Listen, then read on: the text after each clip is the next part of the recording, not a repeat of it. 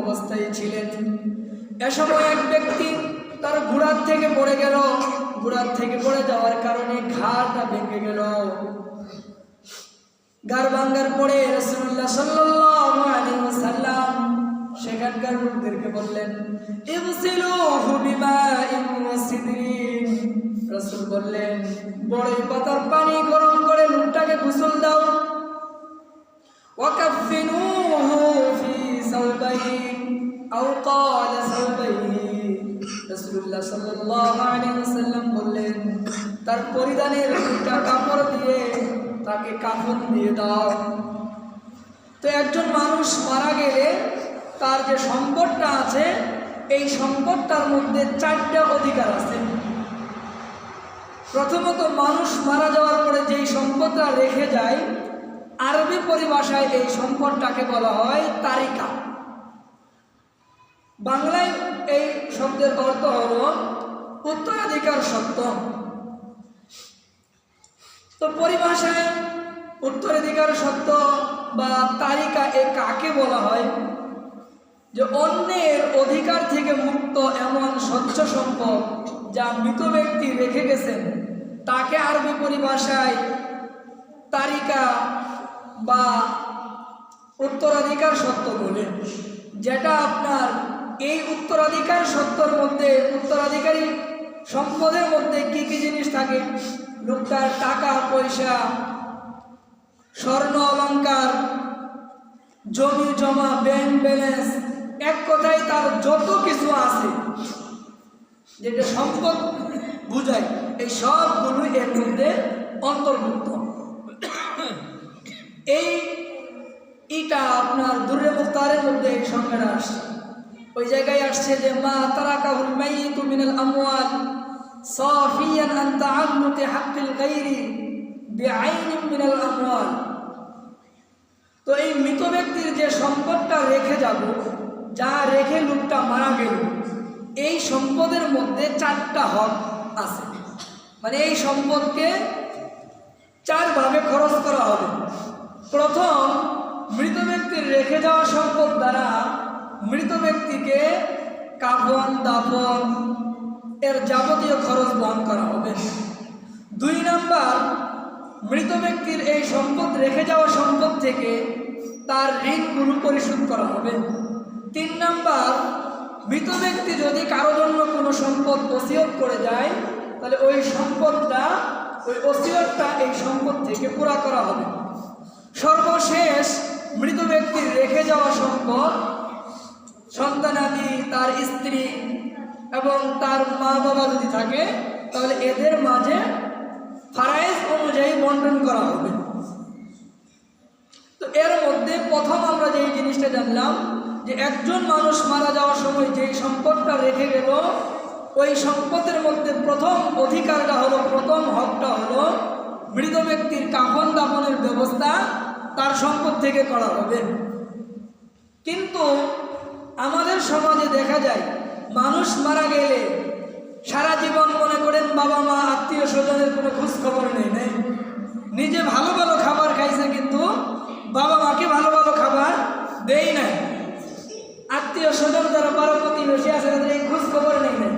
যেই দিন মারা গেল সেই দিন সেই লোকটা দাতা হাতেম দায়ী হয়ে যায়। সে গিয়ে বলে, কি করবো, আমি মৃত ব্যক্তির কাপড় দাফনের কাপড় চোপড় ব্যবস্থা করে দেব। অথচ সারা জীবন কি করে নেয়? কোনো খোঁজ নেই। যেই খোঁজ নেওয়ার ব্যাপারে ইসলাম তাকে তার উপরে অধিকার দিয়েছিল যে তোমার প্রতিবেশীর খোঁজ নিবা, তোমার বাবা মার খোঁজ খবর নিবা, এই অধিকার দিয়েছিল। সেই ইসলামের এই নির্দেশ মানল না। যে যেটা নির্দেশ দেওয়া হয় নাই, যে কাফন দাফনের খরচ, এটা তার বহন করার কথা না, কিন্তু সে এটা কি করতে চায়? বহন করতে যায়। আমরা শুধু কি করি? উল্টা বুঝি। তো আমরা যে জিনিসটা জানলাম, মৃত ব্যক্তির কাফন দাফনের খরচটা মৃত ব্যক্তির রেখে যাওয়া সম্পদ থেকে হবে। মানে তারই রেখে যাওয়া টাকা পয়সা থেকে এই কাফন দাফনের ব্যবস্থা হবে। দলিল হিসাবে আমরা বুখারীর 1849 নম্বর হাদিসটা বলতে পারি। ইবনে আব্বাস রাদিয়াল্লাহু তাআলা আনহু বলেন, বাইনামা রাজুলুন ব্যক্তি নবী করিম সাল্লাল্লাহু আলাইহি ওয়াসাল্লামের সাথে আরাফার ময়দানে উকুফ করতেছিল। আরাফার ময়দানে হাজী সাহেবরা যায় অবস্থান করে, এই ব্যক্তি আরাফার ময়দানে অবস্থান করতেছিল। হঠাৎ করে ইয ওয়াকান রাহিলাতিহি, সে তার বাহন জন্তু থেকে পড়ে গেল। পড়ে যাওয়ার পর ফাওয়াকাসাতুহু, তার ঘাড়টা ভেঙে গেল। আও ফাআকাসাতুহু, ওই বাহন জন্তুটা লোকটার ঘাড়টাকে ভেঙে দিল। ভেঙে দেওয়ার পর লোকটা মারা গেল। রাসূলুল্লাহ সাল্লাল্লাহু আলাইহি ওয়াসাল্লাম এই ব্যক্তি সম্পর্কে বললেন, ইগসিলুহু বিমাইন ওয়া সিদরিন, যে তোমরা এই ব্যক্তিটাকে বড়ই পাতার গরম পানি দিয়ে লোকটাকে গোসল দাও। ওয়া কাফিনু ফি সাওবাইন আও ক্বালা সাওবাইন, দুইটা কাপড় অথবা তার যে কাপড় দুটো আছে ওই কাপড় দুটো দ্বারাই তারে দাফন দিয়ে দাও। ওটা দিয়ে কি করো? তারে কাফন দিয়ে দাও। মুসলিম শরীফের riwayতের মধ্যে আসছে ওয়ালবিসুহু সাওবাইহি, তার কাপড় দুইটাই তাকে পরিধান করাও। এই হাদিস থেকে যেই জিনিসটা আমরা জানতে পারি, রাসূল সাল্লাল্লাহু আলাইহি সাল্লাম বললেন যে তার যে কাপড় দুটো আছে ওই কাপড় দুটো দিয়ে কি করো? তারে দাফন কাফনের কাজ সেরে নাও। এখানে কিন্তু রাসূল সাল্লাল্লাহু আলাইহি সাল্লাম বলতে পারতেন, এই তাকে দুইটা নতুন কাপড় পরায় দাও, অথবা তুমি দুইটা কাপড় দিয়ে দাও, অথবা আমি নিজেই কি করি তাদের দুইটা কাপড় দিয়ে দিলাম, এমন বলতে পারতেন। কিন্তু রাসূল কি বলছেন যে আলবিসুহু সাওবাইহি, তার কাপড় দুইটাই তারে পরায় দাও, তার কাপড় দুইটাই তারে পরায় দাও। এই হাদিস থেকে যে জিনিসটা আমরা বুঝে আসে সেটা হলো এই কাফন দাফনের খরচটা ওই মৃত ব্যক্তির রেখে যাওয়া সম্পদ থেকেই হবে। কথাটা বুঝতে পারছেন? এটা আরো স্পষ্ট করে আল্লামা ইবনুল কাইয়িম রাহিমাহুল্লাহ তার জাদুল মাআদ নামক গ্রন্থের 2 নম্বর খণ্ডের 240 নম্বর পৃষ্ঠায় এই হাদিস থেকে হুকুম বর্ণনা করতে গিয়ে তিনি বলেন যে ইন্নাল কাফনা মুকদ্দামুন আলাল মিরাস ওয়া আলাদ দাইনি লিআন্না রাসূলুল্লাহ সাল্লাল্লাহু আলাইহি ওয়াসাল্লাম আন ইউকাফিনা ফি সাওবাইহি ওয়া লাম ইয়াসআল আন ওয়ারাসাতিহি, যে রাসূলুল্লাহ সাল্লাল্লাহু আলাইহি ওয়াসাল্লাম কাফন দাফনকে মিরাসের উপরে অগ্রগামী দিয়েছেন, অগ্রাধিকার দিয়েছেন এবং ঋণের উপরে অগ্রাধিকার দিয়েছেন। রাসূল সাল্লাল্লাহু আলাইহি ওয়াসাল্লাম ওই মৃত ব্যক্তির কাপড় দ্বারাই মৃত ব্যক্তিকে কাফন দেওয়ার কথা দেওয়ার জন্য আদেশ দিয়েছেন। ওয়ালাম ইয়াসআল আন ওয়ারাসাতিহি, তার ওয়ারিস উত্তরাধিকারীদের সম্পর্কে জিজ্ঞাসা করেন নাই।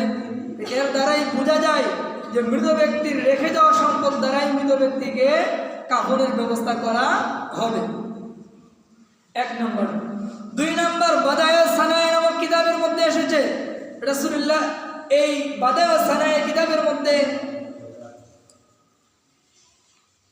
যে এবারটা এসেছে যে ইউকাফানু মিন জামিই মালিহি ক্বাবলা আদ-দাইনি ওয়াল ওয়াসিয়াতি ওয়াল মিরাস, একজন মানুষ মারা যাওয়ার পর তার ঋণ পরিশোধ করা, ওসিয়ত পুরা করা এবং মিরাস বন্টনের পূর্বে তার যাবতীয় মাল থেকে মৃত ব্যক্তির আপনার এই কাফনের ব্যবস্থা করা হবে।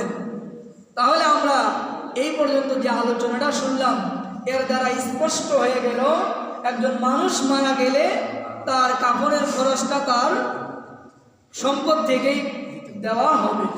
তবে কোনো মহিলা মানুষ যদি মারা যায় তাহলে ওই মহিলা মানুষের সম্পদ থেকে এটা করা হবে না, বরং তার স্বামী যদি থাকে তাহলে তার স্বামীর সম্পদ থেকে ওই মহিলা মানুষের কাফন দাফনের খরচটা করা হবে। কেন মহিলা মানুষের সম্পদটা কাফন তার স্বামী থেকে করা হবে? এ ব্যাপারে আল্লাহ রাব্বুল আলামিন পবিত্র কোরআনের মধ্যে একটি আয়াতে উল্লেখ করেন, আর-রিজালু কাওয়ামুনা আলান-নিসাই বিমা ফাদ্দালাল্লাহু বা'দাহুম আলা বা'দ। আল্লাহ রাব্বুল আলামিন পুরুষদেরকে মহিলাদের অভিভাবক বানিয়ে দিয়েছেন। কিছু বিষয়ের মধ্যে পুরুষদেরকে আল্লাহ রাব্বুল আলামিন মহিলাদের উপরে শ্রেষ্ঠত্ব দিয়েছেন। ওয়াবিমা আনফাকু মিন আমওয়ালিহিম, পুরুষেরা নিজেদের মালটা থেকে তাদের উপরে খরচ করবে, বহন করবে। এই আয়াতের কারণে যেহেতু পুরুষকে মহিলার অভিভাবক বানিয়ে দেওয়া হয়েছে, এই কারণে স্ত্রী মারা গেলে তার কাফনের খরচটা স্বামী বহন করবে। কিন্তু এছাড়া অন্য ক্ষেত্রগুলিতে ওই মহিলার ওই মৃত ব্যক্তির সম্পদ থেকেই মৃত ব্যক্তির জন্য কাফন দাফনের ব্যবস্থা করা হবে। এখন কাফন দাফনের খরচ বলতে আমরা কি জিনিস বুঝি? কাফন দাফনের খরচ বলতে আপনার একজন মানুষ মারা যাওয়ার পরে তার যে আপনার গোসল দেওয়া হয়, আমাদের গ্রামে তো মনে করেন সাধারণভাবে গোসল দেওয়া হয়, কিন্তু শহরে দেখা যায় যে বিভিন্ন মাদ্রাসাগুলোতে নিয়ে যায় লাশবাহী কিছু গাড়ি আছে, ওগুলো নিয়ে যায়, ওখানে গোসল দিয়ে ওখান থেকে কাপড় টাপড় করা যায়, ওখানে ওই টাকা দিতে হয়। এরপরে কবর খননের একটা খরচ আছে, কবর সংরক্ষণের জন্য আর একটা খরচ শহরে নিয়ে থাকে। এগুলোই মূলত হলো কাফন দাফনের খরচ। এই খরচগুলো মৃত ব্যক্তির রেখে যাওয়া সম্পদ থেকে গ্রহণ করা হবে। তো গোসল দিয়ে টাকা নেওয়া যাবে কিনা? মৃত ব্যক্তিকে একজনে গোসল দিল, গোসল দেওয়ার পরে সে টাকা নিতে পারবে কিনা? একজনে কবর খনন করলো, সে টাকা নিতে পারবে কিনা? আমাদের ফিকে হানাফি কিছু কিতাব, যেমন আপনার বাদায় ও সানায় কিতাবের মধ্যে আসছে যে আপনার গোসল দিয়ে একবার কবর খনন করে টাকা নেওয়া যাবে। বাহারুল রায়গঞ্জের মধ্যে আসছে যে গোসল দিয়ে এবং কবর খনন করে টাকা নেওয়া যাবে। তবে এই দুইটা যেহেতু একটা নেক কাজ, এ কারণে অনেক ওলামায়ে কেরামগণ বলেছেন যেহেতু এটা নেকির কাজ, ইবাদত, এই জন্য এখানে টাকা পয়সা না নেওয়া, নিলে কি হবে, এই নেকিগুলো কমিয়ে দেওয়া হবে, বাকি টাকা নেওয়া কি আছে, জায়েজ আছে। আমরা হয়তো টাকা নেই না, অনেক সময় বিভিন্ন লোক আছে কবর খনন করে তারা টাকা নেই না, ঠিক আছে, কিন্তু যার কবর খনন করে দিল তার ওয়ারিশরা মনে করে যারা কবর খনন করে দিল তাদেরকে যদি একটু দাওয়াত করে না খাওয়ায় তাহলে কেমন? যারা গোসল দিয়ে দিল তাদেরকে যদি একটু না খাওয়ায়, এই যে আপনি এই খাওয়ানোর মাধ্যমে তাকে কি করতেছেন, বিনিময় দিতে চাচ্ছেন, এই কাজটা ঠিক না। সে যদি নিতে চায় বিনিময়, তাহলে বিনিময় দেওয়া জায়েজ আছে, কিন্তু যেহেতু এটা নেক কাজ, ইবাদত, তাই এক্ষেত্রে বিনিময় না নেওয়াটাই উত্তম। যেমন মুস্তাদরাকে হাকিমের 1325 নম্বর হাদিসের মধ্যে আসছে, আবু রাফে রাদিয়াল্লাহু তাআলা আনহু বলেন যে একজন মানুষ মারা গেলে তার গোসল দিলে কি সওয়াব আছে? রাসূলুল্লাহ সাল্লাল্লাহু আলাইহি ওয়াসাল্লাম বলেন, মান গাসসালা মাইতান ফাকাতামা আলাইহি গুফিরা লাহু 40 মাররা। কোন মানুষ মারা যাওয়ার পর কোন ব্যক্তি যদি ওই মৃত ব্যক্তিটাকে গোসল দেয়, এই গোসল দেওয়ার কারণে, গোসল দেওয়ার পর লোকটা মৃত ব্যক্তির কোন দোষ সম্পর্কে যদি জানতে পারে, ওই দোষগুলোকে যদি গোপন রাখলে আল্লাহ রাব্বুল আলামিন ওই ব্যক্তিটাকে গুফিরা লাহু 40 মাররাতান, তাকে 40 বার ক্ষমা করে দেওয়া হবে। আর মাজমাউজ যাওয়ায়েদের মধ্যে আসছে, ফি রিওয়ায়াতিল মাজমাউজ যাওয়ায়েদ 40 কাবীরাতান, আল্লাহ রাব্বুল আলামিন ওই ব্যক্তির 40টা বড় বড় গুনাহকে মাফ করে দিবে। হাদিসের শেষ অংশের মধ্যে আসছে, ওমান হাফারা লিমাইতিন কবরান, যেই ব্যক্তি কোন মৃত ব্যক্তির জন্য একটা কবর খনন করে দিল, এই কবর খনন করার পর ফাআজান্নাহু ফি, মৃত ব্যক্তিকে ওই কবরের মধ্যে কবরস্থ করা হলো, তো উজরি লাহু মিনাল আজরি কাআজরি মাসকানিন উসকিনাহু ইলা ইয়াউমিল কিয়ামাহ, এই ব্যক্তি এই পরিমাণ সওয়াব পাবে। একজন ব্যক্তিকে একটা ঘর বানিয়ে দিল, ঘর বানানোর পর লোকটা কিয়ামত পর্যন্ত ওই ঘরের মধ্যে থাকবে, আর এই লোকটা কিয়ামত পর্যন্ত ওই ঘরের সওয়াব পেয়ে যাবে। একটা কবর যে খনন করা হয়, এটা কি 5 বছরের জন্য করা হয়? একেবারে কিয়ামত পর্যন্ত সময়ে ওই কবরটা লোকটাকে কিয়ামত পর্যন্ত সময়ের জন্য কি করা হয়েছে? কবরে রাখা হয়েছে। যখন কিয়ামত শুরু হবে, হযরত ইসরাফিল আলাইহিস সালাম শিঙায় ফুঁক দিবে, তখন মানুষগুলো কবর থেকে উঠবে। এই লোকটা তাকে কিয়ামত পর্যন্ত শুয়ে থাকার একটা বাড়ি বানিয়ে দিল। ওই একটা বাড়ি দুনিয়ার মধ্যে কিয়ামত পর্যন্ত কোনো মানুষের জন্য যদি বানিয়ে দেওয়া হয়, যেই পরিমাণ সওয়াব পাবে, যেই ব্যক্তি কবর খনন করে দিল সে এই পরিমাণ সওয়াব পাবে। তাহলে এত বিশাল পরিমাণ সওয়াব, এই ক্ষেত্রে টাকা নেওয়াটা ভালো হবে? এটা জায়েজ আছে, টাকা নেওয়াটা কি আছে? জায়েজ আছে। তবে যেহেতু অনেক সওয়াব, এই জন্য আপনার টাকা না নেওয়া। তাহলে এই জায়গা থেকে আমরা একটা জিনিস জানলাম যে আমাদের জন্য উচিত হলো কেউ মারা গেলে তার গোসলের ব্যবস্থা করা এবং তার কবর খনন করে দেওয়া, কারণ এটা অনেক বড় একটা সওয়াবের কাজ। তো গোসলের ক্ষেত্রে অনেক মানুষ মনে করে যে সবাই গোসল দিতে পারবে না। না, সবাই গোসল দিতে পারবেন, কোনো সমস্যা নেই। মেয়ে মানুষ হইলে শুধু সেই জায়গায় আপনার যারা ওই মেয়ে মানুষের অন্যান্য মেয়ে মানুষ যারা আছে তারাই কী করবে? এই গোসলটা দেবে। ছেলে মানুষ হলে অন্য যে কোনো ছেলে মানুষ কী করতে পারে? গোসল দিতে পারে। তাহলে আমরা মৃত ব্যক্তির রেখে যাওয়া সম্পদের মধ্যে 4টা অধিকারের কথা জানছিলাম। 4টার মধ্যে একটা হলো কাফন দাফনের ব্যবস্থা করা হবে কার থেকে? মৃত ব্যক্তির টাকার থেকেই, তার সম্পদ থেকে। 2 নাম্বার হলো মৃত ব্যক্তি যেই টাকা পয়সা রেখে গেল এগুলো দিয়ে মৃত ব্যক্তির ঋণ পরিশোধ করা হবে। মৃত ব্যক্তির ঋণ পরিশোধ করা হবে।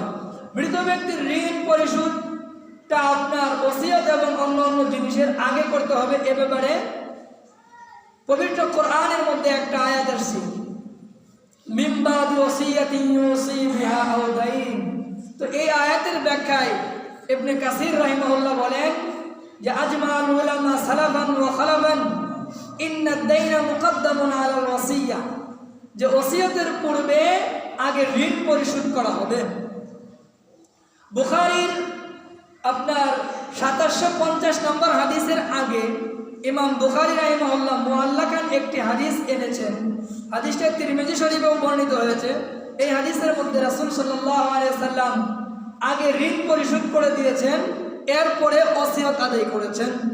তো এই সমস্ত হাদিস দ্বারা আমরা বুঝলাম যে মৃত ব্যক্তির সম্পদ থেকে প্রথমে তার কাফন দাফনের ব্যবস্থা, দ্বিতীয় পর্যায়ে হলো তার যে ঋণ আছে এই ঋণগুলো পরিশোধ করা হবে। মৃত ব্যক্তির সম্পদ বলতে কি বোঝানো হয়েছে একটু আগেও আমরা বলছিলাম, মৃত ব্যক্তির স্থাবর অস্থাবর যত সম্পদ আছে সব সম্পদকেই বোঝানো হয়েছে। একজন মানুষ কিছু জায়গা জমি রেখে মারা গেল, কিছু টাকা ঋণ রেখে মারা গেল, তাহলে উচিত হলো যদি তার টাকা না থাকে তাহলে ওই জায়গা জমিগুলো বিক্রি করে তার ঋণটাকে পরিশোধ করে দেওয়া। আর যদি আপনার যারা ওয়ারিস আছে ওই টাকাটা আমরাই পরিশোধ করে দেবো আর জমি জমা আমরা ভাগ করে দেবো, সেটা আলাদা বিষয়। কিন্তু নিয়ম হলো কি, আগে ওই রেখে যাওয়া সম্পদ থেকেই কি করবে? তার ঋণটাকে পরিশোধ করে দেবে। এখন মৃত ব্যক্তির ঋণ পরিশোধ করার গুরুত্বটা কেমন? ইবনে মাজার 2413 নম্বর হাদিসের মধ্যে আসছে, রাসূলুল্লাহ সাল্লাল্লাহু আলাইহি ওয়াসাল্লাম বলেন, নাফসুল মুমিনি মুআল্লাকাতুন বিদাইনিহি হাত্তা ইউকদা আনহু। মুমিনের আত্মাটা মুআল্লাকাতুন বিদাইনিহি, তার ঋণের কারণে আবদ্ধ থাকে। সে দুনিয়ার মধ্যে যে ঋণ করে মারা গেল, এই ঋণগুলো যতক্ষণ পর্যন্ত পরিশোধ করা না হবে তার আত্মাটা আবদ্ধ থাকবে, ঋণের সাথে সম্পৃক্ত থাকবে, ওর সাথে ঝুলন্ত থাকবে, জান্নাতে প্রবেশ করতে পারবে না।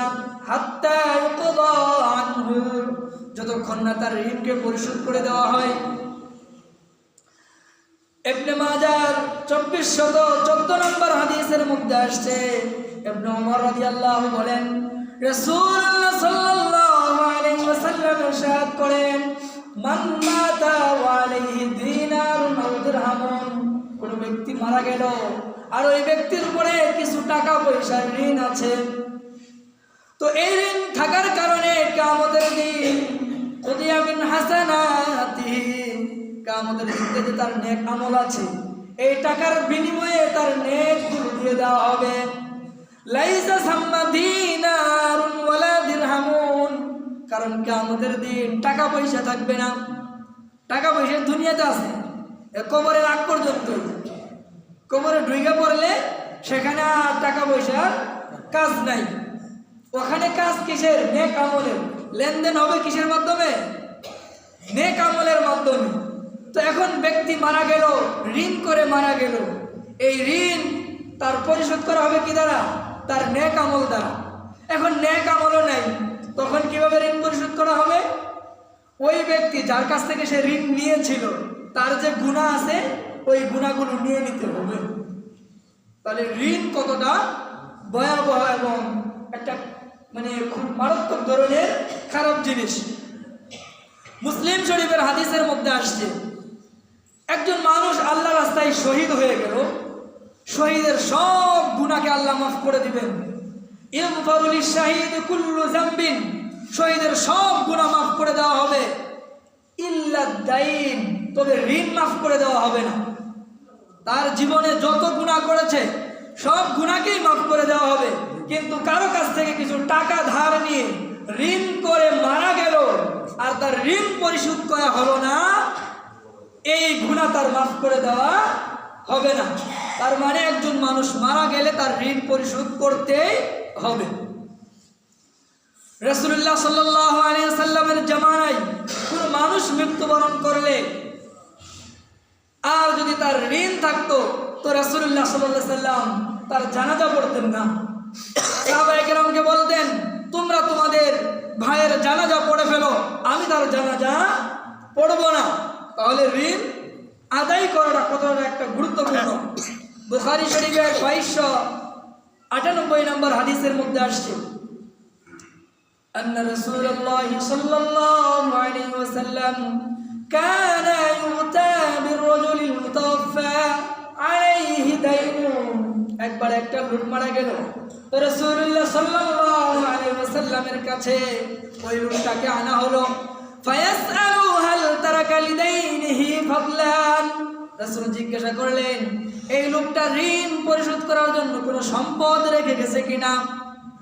তো সাহাবায়ে কেরাম উত্তরে যদি বলতেন ফাইন হুদ্দিসা আন্নাহু তারাকা লিদাইনিহি ওয়াফাআন, যে লোকটা তার ঋণ পরিশোধ করার জন্য কিছু টাকা পয়সা রেখে গেছে, ধন সম্পদ রেখে গেছে, তো সাল্লা, তাহলে রাসূল সাল্লাল্লাহু আলাইহি ওয়াসাল্লাম তার জানাজার নামাজ পড়তেন। আর যদি বলা হতো যে কোনো টাকা পয়সা রেখে যায় নাই, তখন রাসূল সাল্লাল্লাহু আলাইহি ওয়াসাল্লাম বলতেন সাল্লু আলা সাহিবিকুম, যে তোমরা তোমাদের ভাইয়ের জানাজা নামাজ পড়ে ফেলো। রাসূল সাল্লাল্লাহু আলাইহি ওয়াসাল্লাম জানাজার নামাজ পড়তেন না। তো উপস্থিত জানাজার মধ্যে আমরা কিন্তু অনেক সময় বলি, এটা আসলে সাহাবায়ে কেরাম বা রাসূল সাল্লাল্লাহু আলাইহি ওয়াসাল্লাম বলেন নাই, আমরা কি বলি? মাপ চাই, যে আমার যিনি মারা গেছেন তিনি যদি আপনাদের কাছে কোনো টাকা পয়সা ঋণ টিন নিয়ে থাকেন তাহলে সবাই তাকে মাফ করে দিবেন। কিন্তু সাহাবায়ে কেরাম বা রাসূল সাল্লাল্লাহু আলাইহি ওয়াসাল্লাম এইভাবে মাপ চাইতেন না, বরং কোনো সাহাবী তার আত্মীয় না, এরপরেও দাঁড়িয়ে যাইতেন, বলতেন ইয়া রাসূলুল্লাহ তার যে ঋণ আছে এই ঋণটা আমি আদায় করে দেব, এরকম বলতেন। কিন্তু এরকম বলতেন না যে মৃত ব্যক্তিকে কেউ টাকা পয়সা পাইলে মাফ করে দিবেন, এইরকম তারা বলতেন না।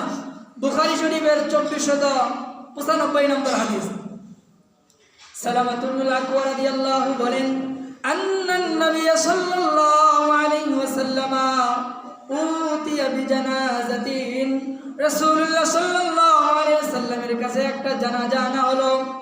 আনার পর রাসূল সাল্লাল্লাহু আলাইহি ওয়াসাল্লাম জিজ্ঞাসা করলেন হাল আলাইহি মিন দাইনিন, তার কি কোনো ঋণ আছে? যদি তারা উত্তরে বলতো হ্যাঁ ঋণ আছে, তো রাসূলুল্লাহ সাল্লাল্লাহু আলাইহি ওয়াসাল্লাম বলতেন যে তোমরা তার জানাজা পড়ো। আর যদি বলতো যে ঋণ নাই, তাহলে রাসূল সাল্লাল্লাহু আলাইহি ওয়াসাল্লাম নিজেই ইমামতি করে জানাজা পড়াইতেন। একবার একটা জানাজা আনলো, জানাজা আনার পর রাসূলুল্লাহ সাল্লাল্লাহু আলাইহি ওয়াসাল্লাম জিজ্ঞাসা করলেন তার কি কোনো ঋণ আছে? তখন বলা হলো হ্যাঁ ঋণ আছে। রাসূল বললেন যে তোমরা এই জানাজা পড়ে নাও। আবু কাতাদা রাদিয়াল্লাহু তাআলা আনহু দাঁড়িয়ে বললেন আলাইয়া দাইনুহু ইয়া রাসূলুল্লাহ, হে আল্লাহর রাসূল তার যে ঋণ আছে এই ঋণটা আমি পরিশোধ করে দেব। ফাসাল্লাহ, তখন রাসূলুল্লাহ কি করলেন? তার জানাজার নামাজ পড়াইলেন। তাহলে বুঝলাম যে জানাজায় ঋণটা কত একটা গুরুত্বপূর্ণ একটা বিষয়। তাহলে আমাদের উচিত হইল মৃত ব্যক্তির সম্পদটাকে প্রথম তার থেকে কি করবো? আমরা তার সম্পদ থেকে কাফন দাফনের ব্যবস্থা করব। দ্বিতীয় পর্যায়ে তিনি যা টাকা পয়সা রেখে গেছেন তার টাকা পয়সা দিয়ে কি করব? তার ঋণটাকে আদায় করে দেব। কারণ এই ঋণ যদি আপনি আদায় না করেন, এই ঋণ আদায় না করার কারণে তাহলে ওই ব্যক্তিকে ঋণের কারণে ব্যক্তিরা জান্নাতে যাইতে পারবে না। ঋণের কারণে সেই ব্যক্তি জান্নাতে যাওয়া থেকে কি থাকবে? তাকে বাধা দেওয়া হবে।